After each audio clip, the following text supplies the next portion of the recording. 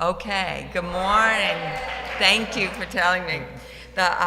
Welcome, both here in the sanctuary and online, to the Sunday service of the Unitarian Universalist Church of St. Petersburg on the unceded lands of the Tocobaga and Seminole Native Americans. My name is Susan Bernor, and I'm excited to participate in today's worship service with today's worship leader, Sandra Moss. Thank you, Susan. If you want a church where you matter just because you were you, I have good news. You may have found your church home. We are also a church that welcomes all people with all of their uniqueness, and that includes children who may let us know of their presence in our service in a variety of ways. So we have space for everyone. Today's service is an all-ages service, which means the children will remain in the service today. We don't have RE classes for the children today, but the younger children are welcome to go to the nursery after we have our story for all ages. And given that Christmas is just a few days away, I'd like to start off with a short reading from Dr. Seuss's How the Grinch Stole Christmas. So the Grinch hated Christmas, the whole Christmas season. Now please don't ask why. No one quite knows the reason. It could be that his head wasn't screwed on just right, or it could be, perhaps, that his shoes were too tight. But I think that the most likely reasons of all may have been that his heart was 2 sizes too small. And later on in the story, as we get to know the Grinch a little bit more, we hear this from him. Maybe Christmas, he thought, doesn't come from a store. Maybe Christmas, perhaps, means a little bit more. A few announcements. First, if you want a mask, they're available in both of our lobbies. Also, the big announcement is that this Tuesday is Christmas Eve, and we're having a Christmas Eve service here at 5 o'clock. Please come, everyone's invited. There'll be music and caroling and wassailing. You know what that is? It means food. And there'll also be a fun skit. Another announcement is that Reverend Ben and Lucinda are away celebrating Lucinda's birthday, but they will be back tomorrow. And requests for the care committee, if you send those to Ben, he will be back and will be responding to those directly himself. So, thank you. And you can read the rest of the announcements in your order of service and in our weekly newsletter and on the TV in Gilmore during the coffee hour. As Unitarian Universalists, we're a people of diverse beliefs, but we share a common faith that every person is worthy of love, that what we do in this world matters, that we are connected to one another and to the earth. Whoever you are, wherever you are on your journey, you're welcome here. Allow me to give a special welcome to any newcomers. If you're new to UU St. Pete or relatively new, would you give us a wave so we can harass you later? No. We're glad you're here. And if you like, but only if you want to, we ask you if you'd like to briefly introduce yourself using the microphone, which Sandra will bring about. We do that so people on YouTube can hear you, but if you're not comfortable, that's fine. But if you'd like to, raise a hand or stand up and she'll bring you the microphone. We don't have any brave souls this morning? Yes, right over here. Good morning. Hi, my name is Barbara Bryans-Brennan, and it's first time at the church, and I had come to the Christmas caroling, and with a couple named the Conovers, and I thought it seemed like a really great atmosphere, so I decided to come back today. Welcome. Thank you. Anyone else? Anybody else first time? Okay. Thank you. Thank you for sharing, and now thank you all for silencing any cell phones or beepers or small dogs. I will share that I have my little dog with me because he's having some problems with loneliness. Who doesn't sometimes? So you might hear from him every once in a while. And now it's the time for us to turn and greet our neighbors. At the end of these few minutes, we will sing the younger children to the nursery, but as I look around, we don't really have anybody that young, so everyone, the children can stay in today. But please remember to get consent if you're going to hug or shake hands. And one way that we can do this is if you prefer not to be touched, you can place your hand on your heart, and when your neighbor approaches you, that will signal to them to please, not touch you, although you will greet them. Okay, welcome. Take a minute.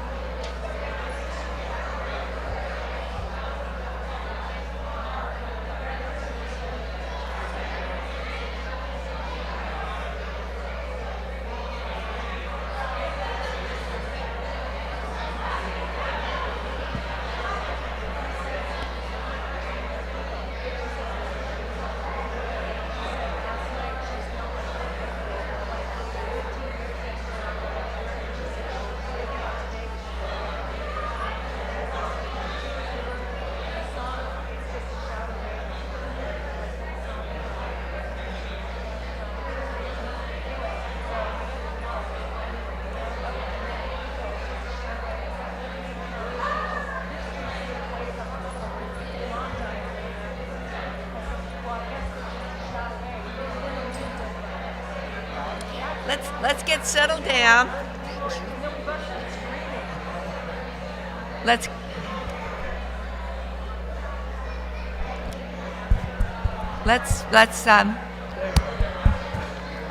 get settled down.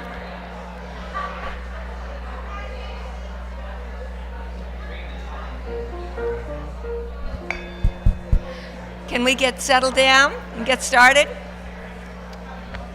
It's the holidays, so we have extra greetings, I guess. But now that is this working? Okay, good. It's fine if you're just not listening. I just wanted to be sure. But let's get settled and get started. We're going to start with our first hymn. It's going to be led by Michael Rowe. I didn't know he had such a gorgeous voice, but he's going to come up and lead us in our first hymn. It came upon a midnight clear, and I'd like to share a little background on that because it was written by a Unitarian pastor in Massachusetts in 1849, and it remains controversial among conservative Christians to this day. That's because its focus, if you pay attention to the words, it's not on Bethlehem. Jesus is not mentioned in the song, even though it's sometimes printed with different words in Christian churches, and they've even been changed a bit for the Unitarian Universalist hymnal. You know, we can't leave anything alone. But if you read it, it really is about war and peace, and people's refusal to hear the angels sing their message of goodwill.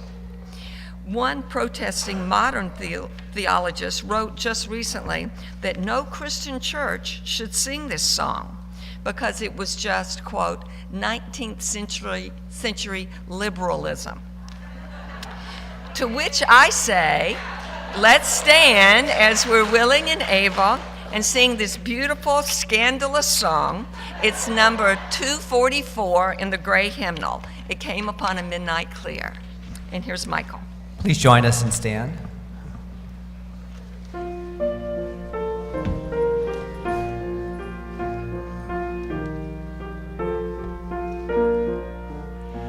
It came upon the midnight clear, that glorious song of old, from angels bending near the earth to touch their harps of gold.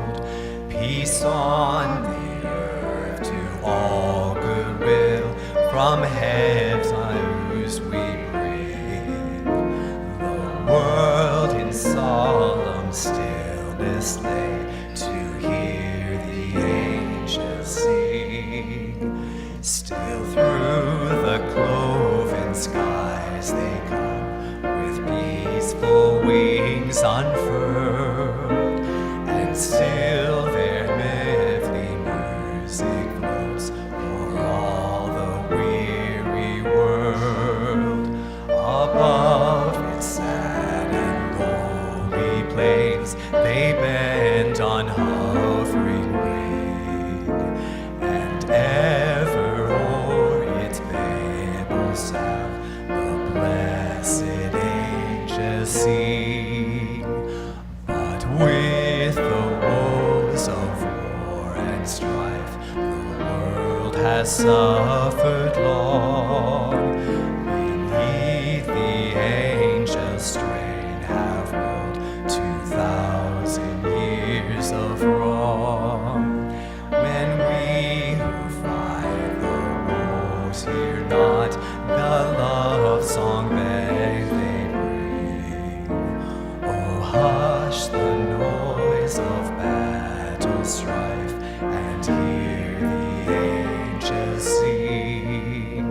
For lo, the days are hastening on, by prophet bards foretold, when with the ever circling years comes round the age of old, when peace shall over all the earth its ancient splendor flee, and the whole world give back the song which now the angels sing.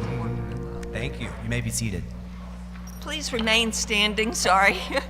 Please remain standing for our chalice lighting that John Motter is trying to rescue over there because a candle went out. But the flaming chalice is a reminder that we choose to be here together for this brief bit of time today, and that we believe such time together is sacred because we're together. While John lights our chalice, I invite you to say our covenant out loud. The words can be found in your program or in the chat online. Feel free to follow along with the two hand movements, which are love and service. Love is the spirit of this church, and service its law. This is our great covenant, to dwell together in peace, to seek the truth in love, and to help one another. You may be seated. At this time, I'd like to ask the children to come forward. We're going to have a children's story.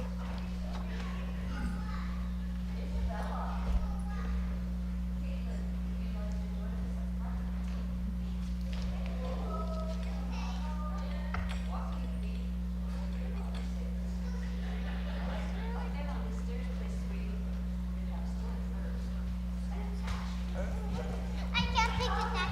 Well, you can help me, can't you? Thank you. Yeah. I can't pick up. Oh. All right. You can sit anywhere you like. All right. Everybody? Here we go. Let me say some. Yeah.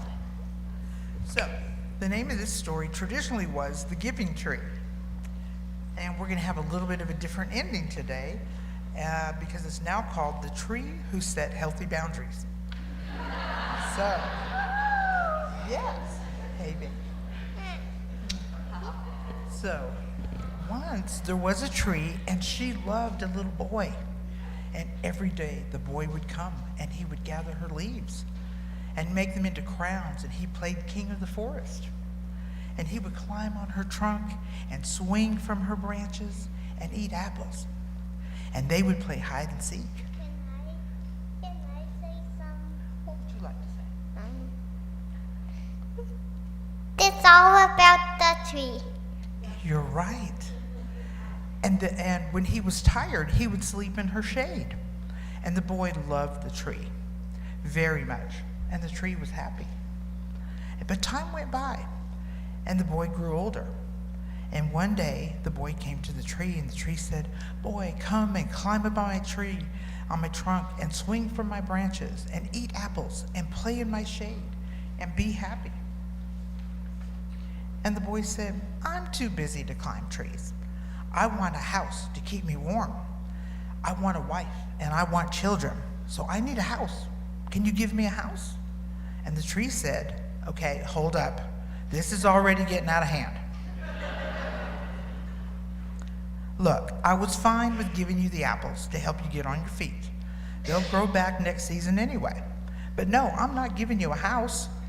You know, I've seen boys like you try to pull this nonsense with other trees in the forest. First it's the apples, then the branches, then the trunk, and before you know it, that mighty beautiful tree is just a sad little stump.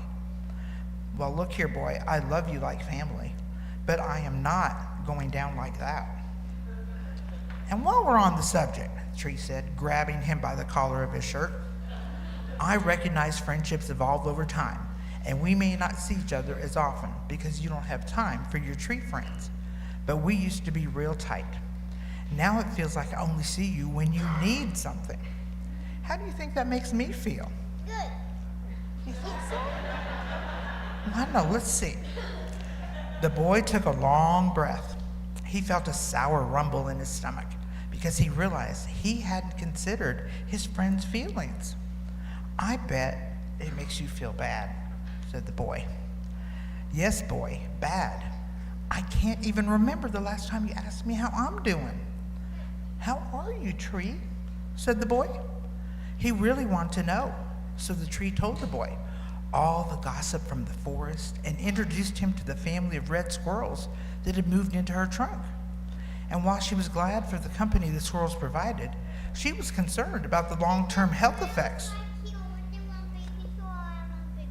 Yeah, and the tree's worried about that. So she's asking him about, "What do you think about these squirrels in my trunk? I'm worried." So the boy called the local arborist, who explained that squirrels don't eat wood. They only build nests in the pre-existing holes, so the tree wasn't in any danger. And the tree was so relieved, and so was the boy. He loved his friend and was concerned about her long-term health because she had taught him the importance of empathy. And so it continued, the tree and the boy looking out for each other like that. Both of them content in the knowledge that someone had their back. The boy went to culinary school. The tree took courses online and got her certification in small business management. They did their homework together nearly every day. The boy became a pastry chef, and together they opened a bakery selling the best apple pies anyone had ever tasted. It turned a profit in the first 18 months, which is most uncommon. Thank you, baby. I appreciate that. Later, the boy had a son of his own, and much later, his son had a boy of his own and a family too. You can hold those. Because of their friendship, the boy was successful and fulfilled, and the tree grew wider and stronger, standing tall and beautiful in the forest for many, many, many years. Plus a few more, even more than that. And as each generation played in her strong old branches, the tree often thought back to that faithful day when the boy had asked her for a house.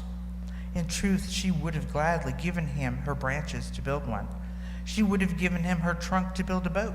She loved him that much. But then she would have had nothing left.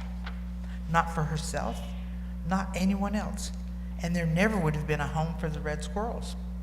There would have been no hide and seek with the boy's grandchildren, no bakery with the best apple pies anyone ever tasted.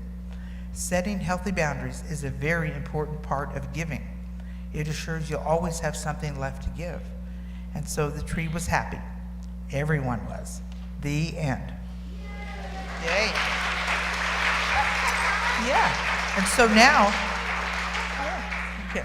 And so now we're going to do gather some food today. If anyone brought any canned goods, the children are going to take the wagon and go up and down the aisles. And if you have anything, if you could please put it in the wagon, we'd appreciate that.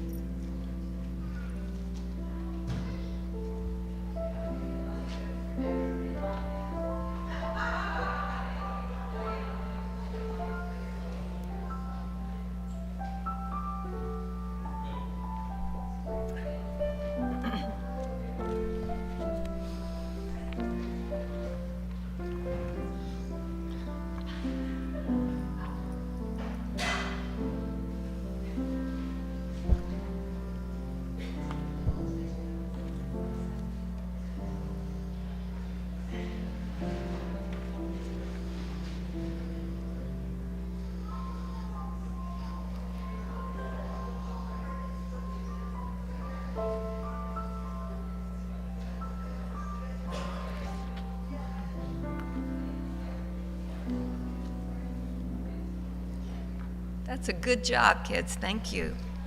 Thank you very much. We come to the time in our worship service for joys, sorrows, and concerns to be shared.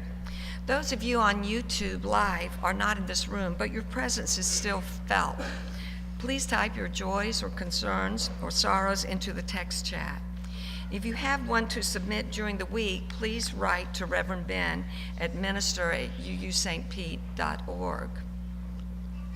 And right now, Push the button. okay.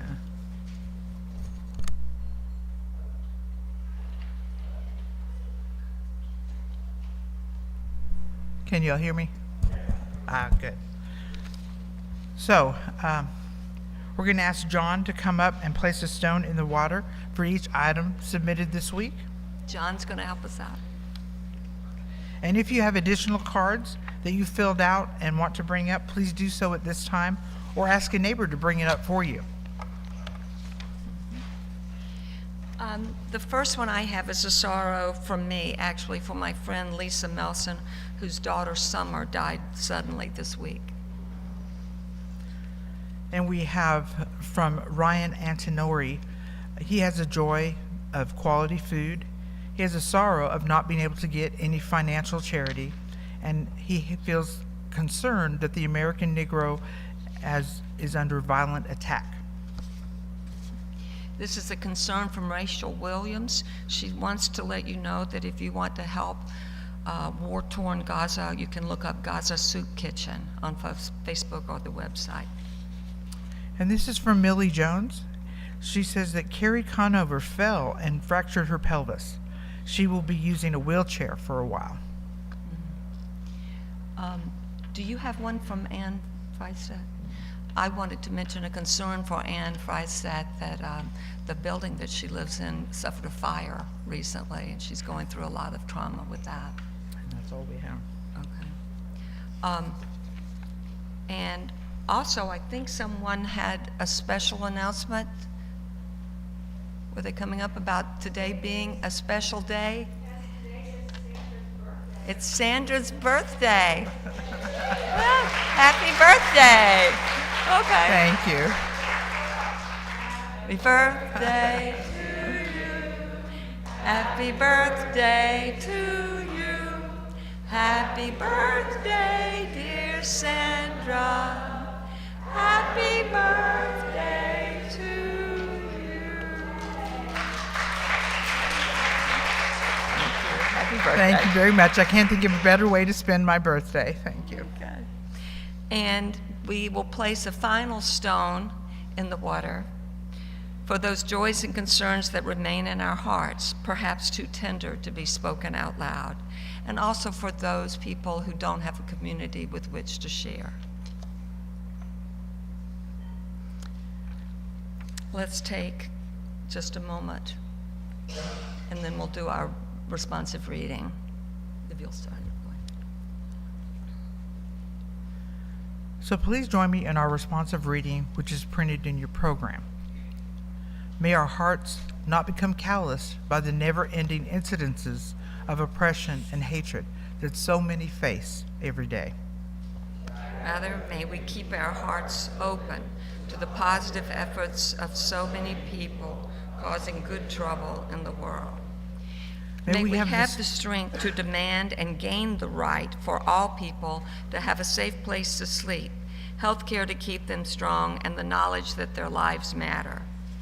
The struggle is taking longer than it should, but we will get there if we continue to strive for basic human rights. May all of us find a comforting and compassionate presence in the warmth of fellowship and community. The mystery is that we are connected, even when we feel apart. Let us rejoice in our beloved community that makes of the many one. So may it be. Let's take a moment of silence together.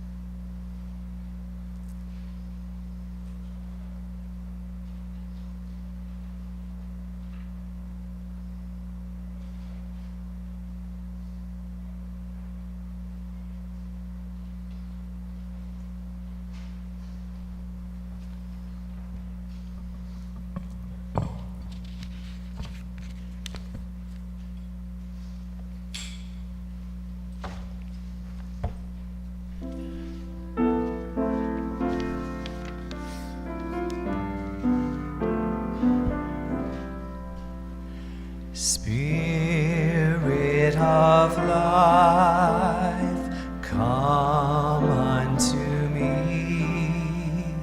Sing in my heart all the stirrings of compassion. Blow in the wind, rise in the sea.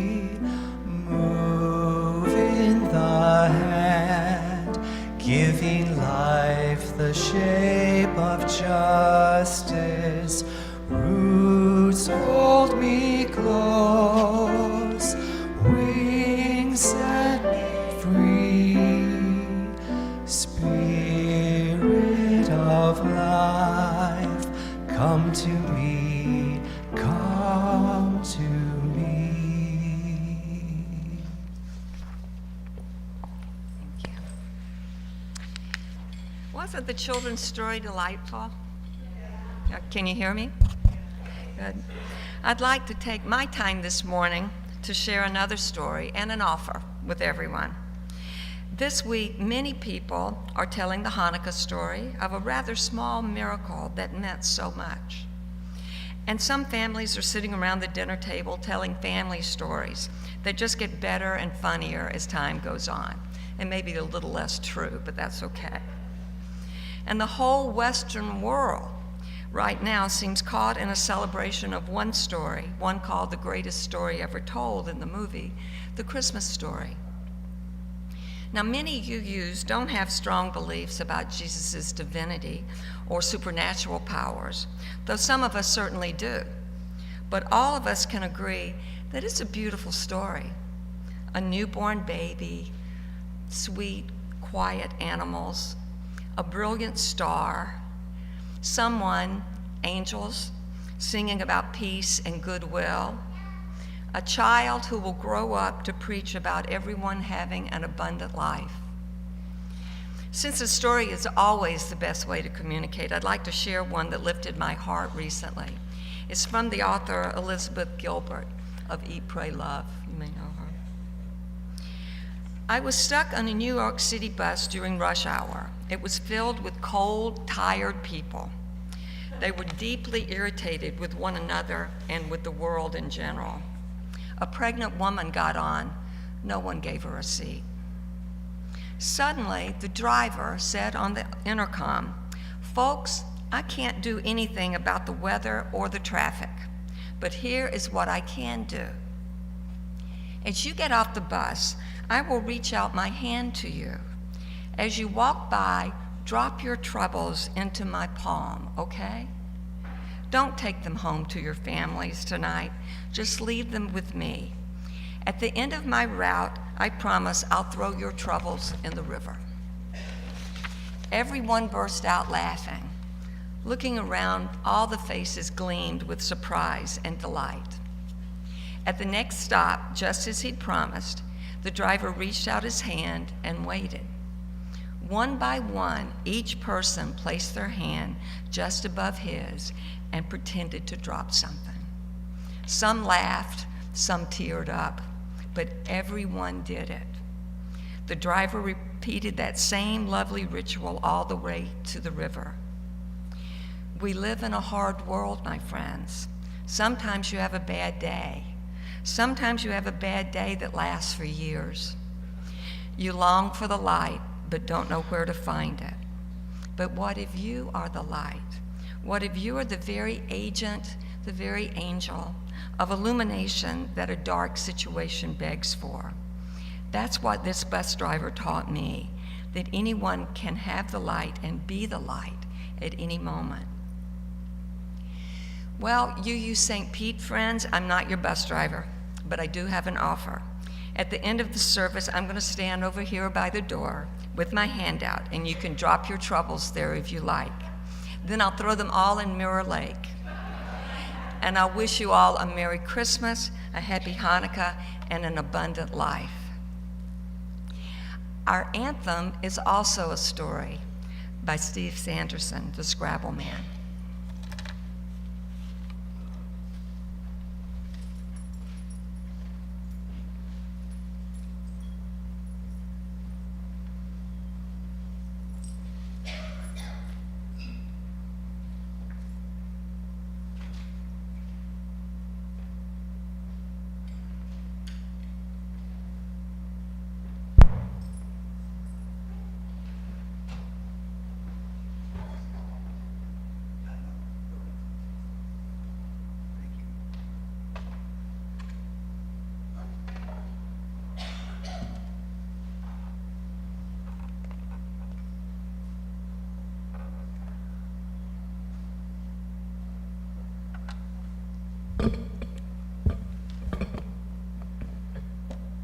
years ago, I was doing some recording, personal recording, not professional,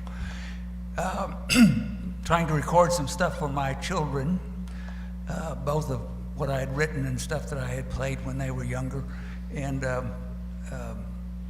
decided to write some stuff about the family.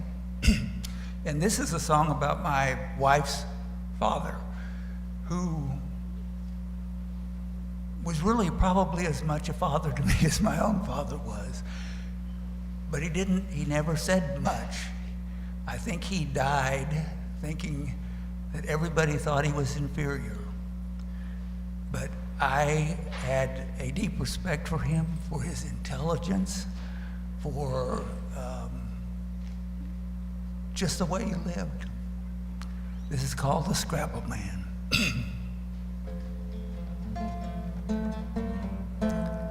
He was a quiet man, never had much to say. He was a hard-working man, honest work for honest pay. He was an industrious man. There wasn't much he couldn't build, and the way many of his creations are standing still.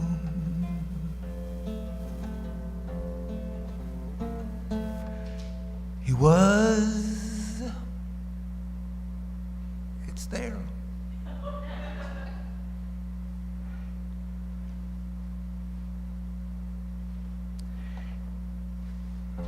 He was an intelligent man, though he only finished high school. An independently proud man could be as stubborn as a mule. A quietly questioning man, I marveled at a few of the thoughts he shared, and the way he treated his grandkids always showed how much he cared. And when we'd gather round the table after the supper dishes were all done, and got out the Scrabble board to play a game just for fun. For the goal was never to triple score, but rather to place each tile up on the board to see where the pieces you had drawn would fit to add another word.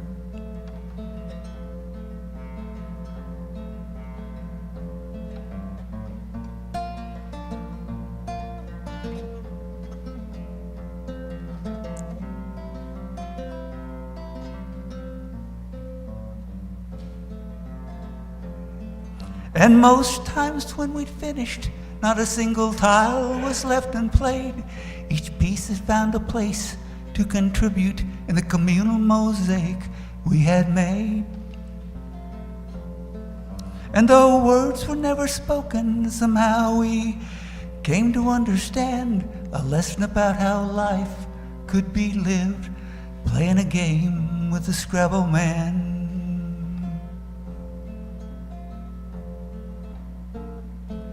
He was a quiet man, never had much to say.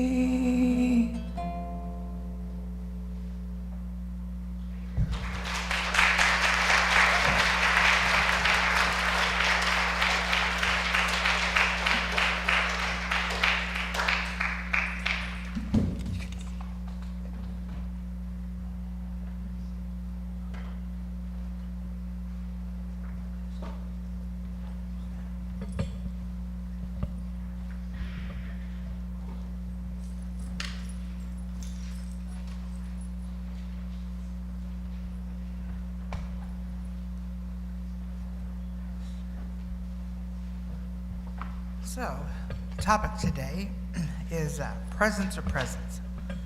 And I've been thinking about this all week, and I kept thinking in terms of one being better than the other, and like it was a competition. And I didn't like thinking in those terms, because then there's always a loser. So what if presents were gifts, and presents have a time and place in our life? And how do we know when the right time is for each? So with Christmas in a few days, I thought back to past Christmases with my family. And I asked my daughter Katie to tell me about a favorite Christmas memory, thinking it would of course be about presents.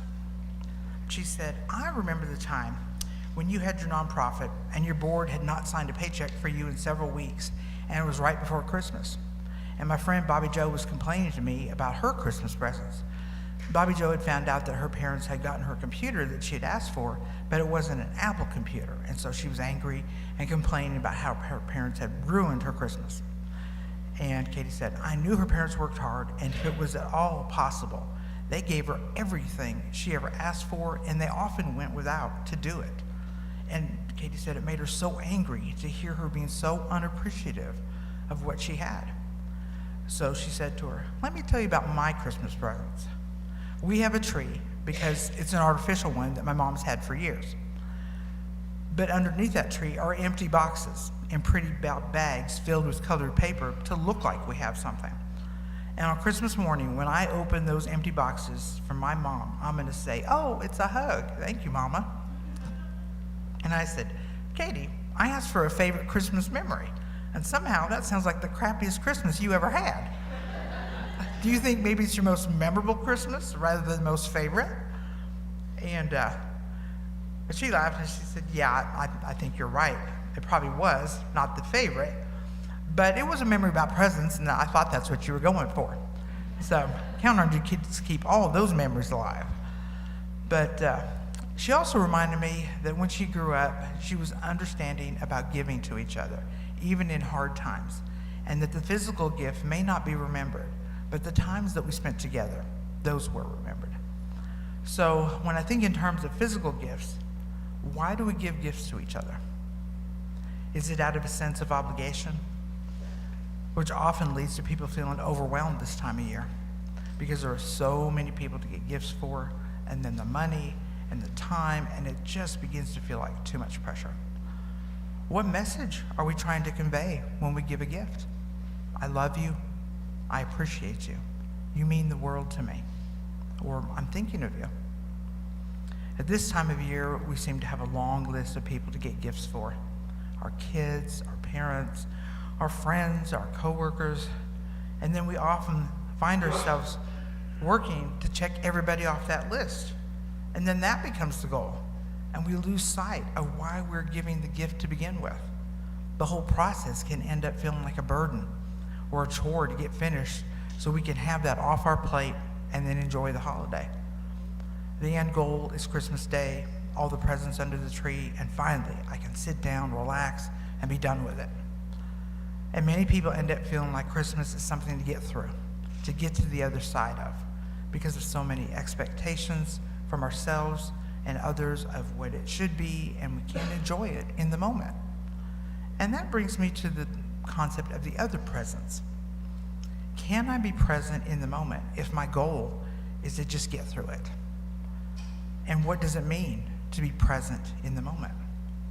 When we are present in the moment, we're actively being, which is listening and attending to the other person. We often find ourselves listening to the other person at the same time we're kind of forming that response to what they're going to say in our minds. And we're trying to multitask by listening and thinking ahead at the same time.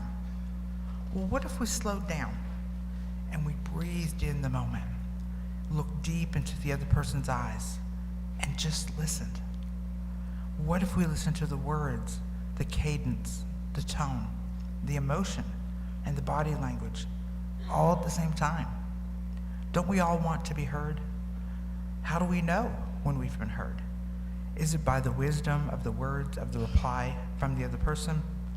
Or is it by the feeling we get when we're speaking and seeing the other person looking at us, not rushing us, listening, nodding, leaning in, and allowing us to be?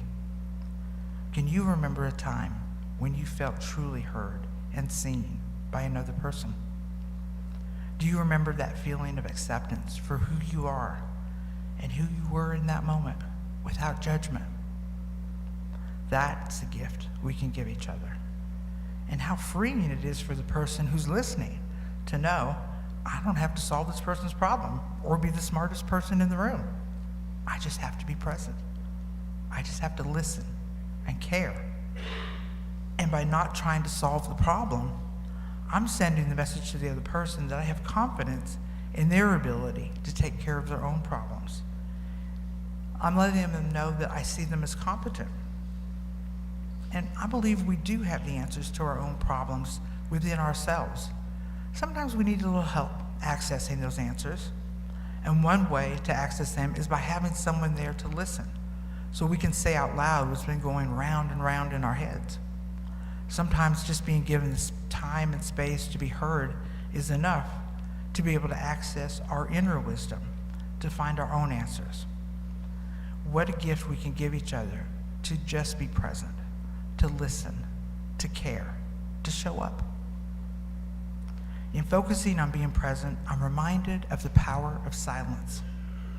Can you think of a time when someone listened and was silent? Our silence can give someone the space they need to work out solutions, or vent, or cry, or just feel. Our silence can speak kindness and caring that words can't convey. Remember saying to someone, "Thank you for being there for me." And maybe they were just simply present and silent. When we're present with someone who is grieving, we don't have to struggle for the right words to speak. There are no right words. Allowing someone to have their emotions in the moment, particularly uncomfortable emotions, without any commentary or advice is powerful. Your eyes and face can convey all that other person needs to hear. I'm here. When we do this, we are letting the other person know you matter. And isn't that what we all want to know? That we matter? So instead of struggling for the right words, the answer, the solution, what if you didn't have to do all that work? You could just be present. It's simple, but not easy. Sitting with someone who is grieving or upset or angry or confused can bring up similar emotions in ourselves. But we can remind ourselves in that moment that it's not about us right then. It's about being present. I just need to listen, to lean in and accept. I don't have to understand or solve whatever it is. And thank God for that, because when someone is grieving, I can't fix it. I can't bring that person back. I can't make the pain go away. But I can be present. I can let that person know it's okay to not be okay in that moment. I can let them know that all of their emotions, thoughts, and fears are acceptable. I can let them know that they are acceptable and that they matter just by being present. Can you remember a time when you were in pain and tried to talk to somebody and felt like they weren't present? When someone patted your hand and said, "It's going to be okay. Don't cry. They're in a better place." Remember feeling dismissed, not heard, and getting the message that it's not okay to talk about how you were feeling, or worse yet, that how you were feeling wasn't okay. And I want you to know that that wasn't about you. It was about the other person feeling uncomfortable and not knowing how to be present. The other person was caught up in trying to make it better, or maybe trying to get you to stop feeling bad. And it's funny how people want to put a time limit on feeling bad.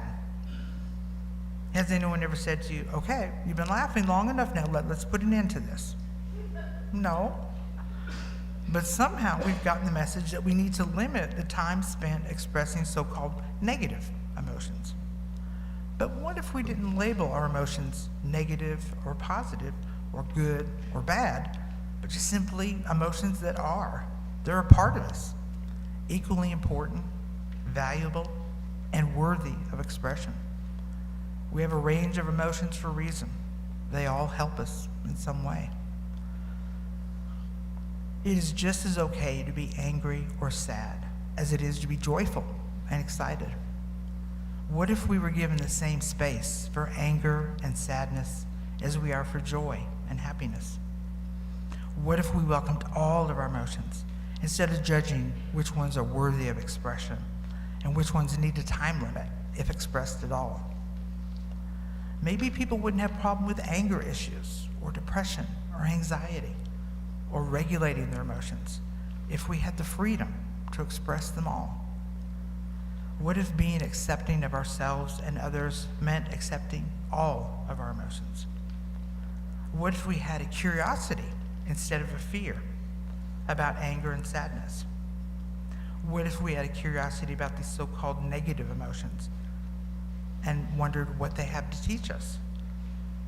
Maybe there's a time and place for all emotions, for all things. Maybe our anger can be a good thing because of the energy it gives us to make a needed change to a situation. Maybe it can be a good thing when it makes us stand up for ourselves or others in the face of injustice. Maybe our sadness can be a helpful thing when it releases all the pain pent up inside and frees us up to allow love to come in and take its place. Maybe our sadness can be a good thing when it helps us connect with one another in understanding. And all emotions have a life cycle. We can think of them as waves, reaching a peak and then subsiding. Our fear is that the emotion is never going to end. It's going to consume us, and we can't survive it. But the truth is, it will end. It will not consume us, and we can survive it. We won't know that as long as we try to suppress it or avoid it. And emotions tend to stay at that peak and intensity the more we fight it and try to deny them. It actually gives it strength to stay at that high intensity when you try to deny it. And allowing yourself to feel an emotion, to express it, run its life cycle, it'll subside. And we don't really know this and believe it until we experience it. But being present with someone who is experiencing a strong emotion can help them have this experience of it peaking and then subsiding if we let them know we're here. They're not alone, and we can get through this together. We're social animals. We need one another. We need connection. And that's where our strength lies. We may fear we're being weak to need someone, to lean on someone. But given how difficult it is to do that, isn't that just proof of how much strength it takes to do that? So it takes strength to be vulnerable. It takes strength to overcome the fear of someone seeing us as we are and allowing someone in and connecting with them. So by being present with one another, we're allowing them to experience not only their emotions and pain, but also get in touch with their strength. So in being present for one another, we are connecting, supporting, and experiencing the beauty of humanity. And may I also suggest that we are experiencing the beauty of the divine, or the Creator, when we're present with each other as well. And let me share how I experienced this. I was raised Catholic, taught not to question anything about God or religion. However, being human, that's exactly what I did. So in my questioning of who or what God or the Creator or the divine was, I did some searching, and what helped me understand what we can term the great unknown was writings on near-death experiences. And the part that resonated with me was the concept of oneness and the metaphor of God being like a river and all of us being drops of water making up that river. So if I'm a drop of water separate from the river while I was alive and then I return to the river when I die, then that meant that all of me was divine and holy because I was part of what made up God. So when I'm present with another person or another drop of water from that river, then I am present with God or the divine. And looking into that person's eyes and connecting with the divine or God that they are is a beautiful, awe-inspiring experience. I'm connecting with the universe, with oneness, with myself, and also with the uniqueness of that other person, all at the same time. And all that's required is that I'm present, and all that means.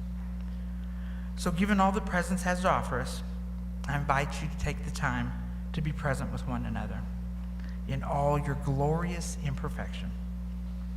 See it as a gift you can give and receive, because what I want you to know and experience is that you matter and you're enough.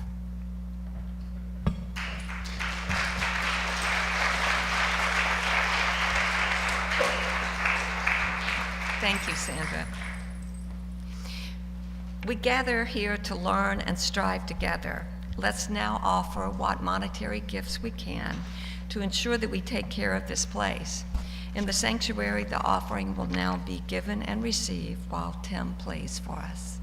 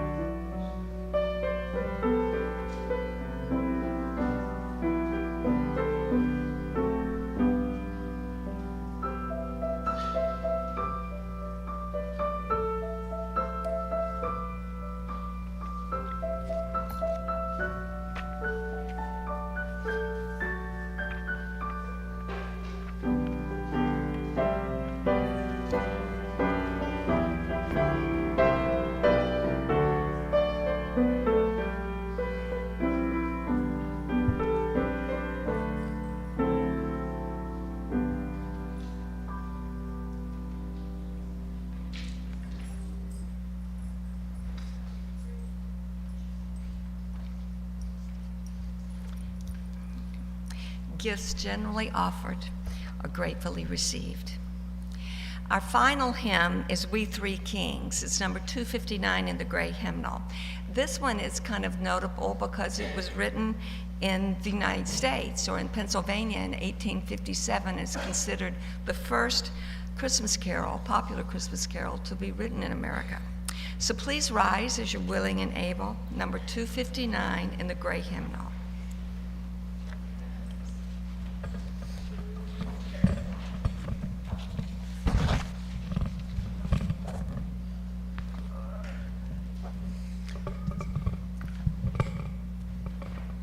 That'll work.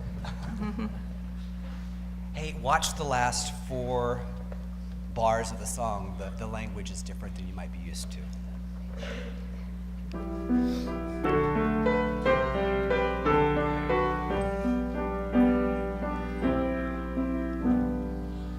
We three kings of Orient are, bearing gifts we traverse afar, field and fountain, moor and mountain, following yonder star. Oh, star of wonder, star of light, star with royal beauty bright, westward leading, still proceeding, guide us through this perfect night. Frankincense to offer have I, incense owns a deity nigh, prayer and praising all are raising, worship God most high. Oh, star of wonder, star of light, star with royal beauty bright, westward leading, still proceeding, guide us through this perfect night.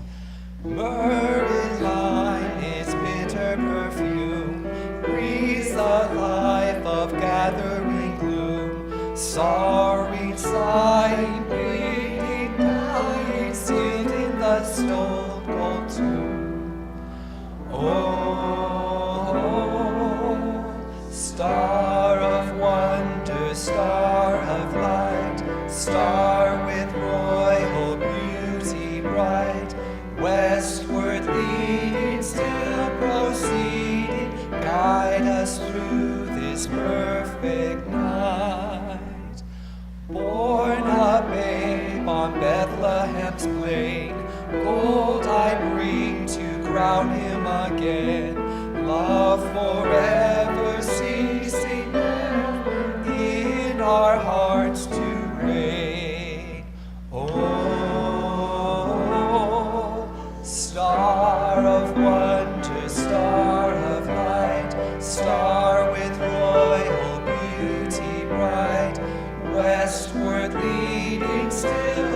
exceeding, guide us through this perfect night. Thank you, Michael. Please be seated for closing words. This is a little poem that is written in the voice of a child. It's titled, "A Child Explains That There Really Is a Santa Claus." Why are there so many reindeer if they're never going to pull a sleigh? And why so many chimneys if no one ever comes down that way? And what happened to those cookies? I think you know the cause. Don't fool yourself, ask any elf. There really is a Santa Claus. Why would we put those lights up if we're not showing someone the way? And why write those letters if no one cares what we say? And what about those cookies? Gone, and it's because, hey, get a clue, you know it's true, there really is a Santa Claus. How can our homes seem warmer even when there's snow? Why all those hugs and kisses under the mistletoe? What's wrong with believing? Would it break anyone's laws? Give me a break, for kindness' sake, there really is a Santa Claus. Now please remain seated as Tim plays our postlude. It's a beauty.